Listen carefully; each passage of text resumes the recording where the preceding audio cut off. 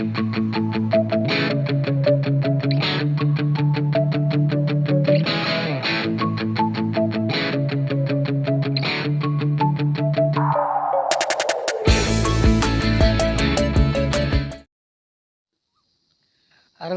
Gulf కార్మికుల chargesheet.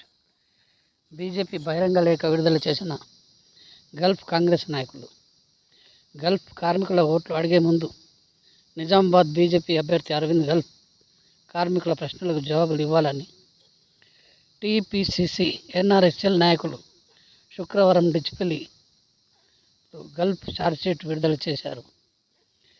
Gulf దేశాల్లో భారతీయ కార్మికులకు అక్కడ కంపెనీలు ఇస్తున్న కనీస వేతనాలను కేంద్రంలోని బీజేపీ ప్రభుత్వం 30 నుండి 50% వరకు తగ్గిస్తూ సెప్టెంబర్ 2020లో 2 సర్కులను జారీ చేసి కార్మికుల పొట్ట కొట్టిందన్నారు. కేంద్రంలోని బీజేపీ ప్రభుత్వం పేద ప్రవాసీ కార్మికులను ఎందుకు దోచుకున్నది అన్నారు. బీజేపీ మోడీ ప్రభుత్వం ఎన్ఆర్ఐలకు ఆన్లైన్ ఓటింగ్ వ్యవస్థను ఎందుకు ఏర్పాటు చేయలేకపోతుంది అన్నారు. మోడీకి ఎన్ఆర్ఐలు అంటే ఏదో తెలియని భయం పట్టుకున్నదా? గల్ఫ్ కార్మికుల సంఘాల గౌరవాధ్యక్షులు నిజామాబాద్ కాంగ్రెస్ అభ్యర్థి జీవన్ రెడ్డి గల్ఫ్ కార్మికుల కుటుంబాలు మద్దతుగా ఇచ్చి ఎంపీగా గెలిపించాలని ఈ సందర్భంగా కోరారు. Gulf JAC chairman Guggila Ravigoud, Congress నాయకులు సింగిరెడ్డి నరేష్ రెడ్డి, నంగి దేవేందర్ రెడ్డి, స్వదేశ్ పరికపండ్ల, మంద భీమరెడ్డి, చిన్నారెడ్డి, సంతోష్ రెడ్డి, మోత్కూరు నవీన్ గౌడ్, గల్ఫ్ రిటర్న్స్ గాన్ల పండరి, నారాయణ రవీందర్, ఆరేపల్లి మోహన్, మొహమ్మద్ ముకీద్, యాదగిరి గంగపుత్ర తదితరులు ఉన్నారు. మీరు దానికి ఎందుకు తత్తరబిత్తరవుతున్నారు, గజిబిజి అవుతున్నారు? గల్ఫ్ అనగానే గజగజ ఎందుకు వణుకుతున్నారు?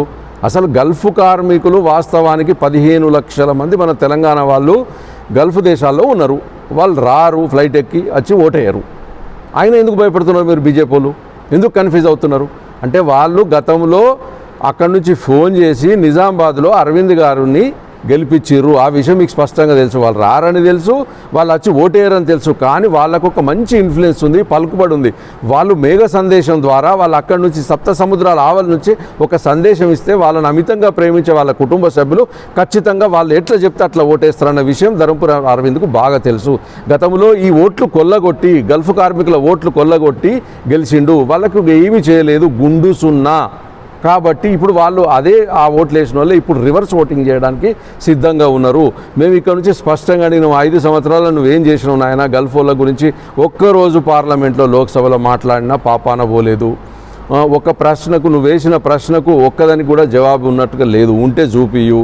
తర్వాత కరోనా కాలంలో చాలామంది ఫ్లైట్లు ఎక్కువ వచ్చినప్పుడు డబల్ త్రిబుల్ పైసలు వసూలు చేసారు మీరు. ఓ ప్రవాసీ భారతీయ బీమాలో 10 లక్షల ఇన్సూరెన్స్ ఉంది, దానిలో natural death duty any reason ఏదైనా గుండెపోటుతో చనిపోతే కూడా యాడ్ చేయి బాబు, ఎట్లన్నది ఒక జీవో చేంజ్ చేయి, ఒక సవరణ చేయమని చెప్పి నీ చుట్టూ తిరిగినావు, నువ్వు పట్టించుకోలేదు. మరి గల్ఫ్ వాళ్ళు ఇంత డబ్బు పంపిస్తున్నారు, వాళ్ళ వల్ల ఈ దేశమంతా బాగుపడుతుంది, అయినా మీరు పట్టించుకోరు. ఇట్లా ఎందుకు మీరు చేస్తున్నారు? అసలు గల్ఫ్ గురించి మీరు బీజేపీ ఏమీ చేయలేదు. తర్వాత ఇందాక మిత్రుడు అన్నట్టు Indian People's Forum, Friends of India అనే ఒకటి పేర్లు పెట్టుకుని మా 65 సంఘాలు ఎట్లయితే ఉన్నాయో 65 ఎట్లా ఇదే ఒక 66 బోడిలింగం అంతే తప్ప దీనికి కొమ్ములు లేవు, తోకలు లేవు. ఐపీఎఫ్ అంటే ఒక స్వచ్ఛంద సంస్థ, అందరిలాగా సేవ చేస్తుంది. మేము ఇంతమంది డాక్టర్లు లాయర్లను పెట్టి చేస్తున్నాం అంటే నువ్వు ఏది పెట్టాల్సిన అవసరం లేదు. ఇండియన్ కమ్యూనిటీ వెల్ఫేర్ ఫండ్ అని చెప్పి ప్రతి ఇండియన్ ఎంబసీలో, ఇండియన్ కాన్సులేట్లో, ఇండియన్ హై కమిషన్లో భారత ప్రభుత్వం నిధులు ఇచ్చి అడ్వకేట్లను పెట్టి మీ యొక్క కష్టాలను నెరవేరుస్తుంది. అంటే దీని అర్థం ఏంది? దానికి నువ్వు ఫండ్స్ ఇస్తలేవన్నట్టు. కేంద్ర ప్రభుత్వం ఫండ్స్ ఇవ్వకపోవడం వల్లనే ఈ స్వచ్ఛంద సంస్థలు, సంఘాల వాళ్ళు చందాలు వేసుకొని పనిచేస్తున్నారు. నీ ఐపీఎఫ్ చేస్తుంది, నువ్వేం చేసినావు రాయన అంటే ఐపీఎఫ్ చేసిన. ఐపీఎఫ్ ఎవరు? ఐపీఎఫ్కు బీజేపీకి ఏం సంబంధం? సపోజ్ నీ అనుబంధ సంఘం అయిపోతే మరి నీ స్థాయి పడిపోయింది. 65 సంఘాల్లో నువ్వు 66వ సంఘమే. నువ్వు పడిపోయిన లెక్క. భారత ప్రభుత్వం చేయాల్సింది నువ్వు చేయలేకపోతున్నావు కదా. Thank you.